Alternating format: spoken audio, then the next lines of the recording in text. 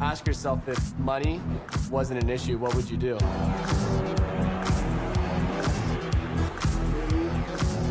I feel like there's a disconnect with people today living average and mediocre lives only because that's what they've been taught.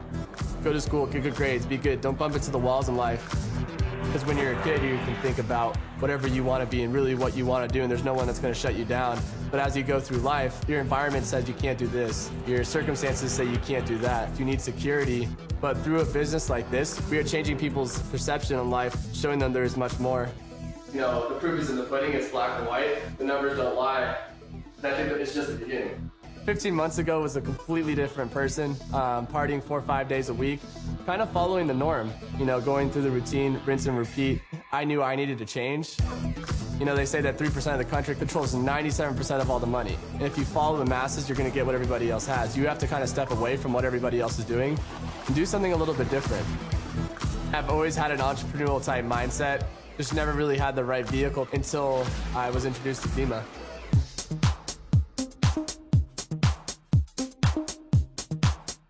And now my daily routine is basically focused primarily on balance in my life.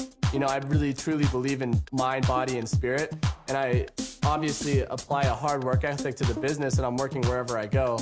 And I can carry, you know, and run a multi-million-dollar business from the palm of my hands, from my computer, and while I travel. And I want to show other people that they can do it as well. I really believe that this business is based upon relationships. And if you want to build $1 million business, you got to build a $1 million relationship. So I'm always with my friends. It's very important to surround yourself with people that believe in what you do. Because if you hang around friends that are always hating all the time, it's going to discourage you. They're going to tell you that you can't do it, that it will never happen for you, that you're not smart enough, that you're not good enough, that you've never done something like this before, you're not experienced enough. The difference between successful people is instead of looking at their results, they look towards the future. They look at where they're going. It might not take, you know, 1 month. It might not take 6 months. It might not take a year. It might not take 2 years. But if you follow something long enough, you'll soon find a way to do it.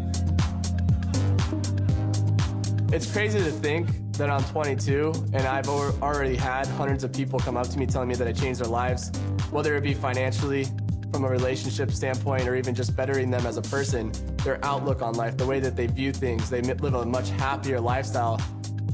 I think the hardest thing to understand about being successful is that it's obtainable for anybody that wants it bad enough.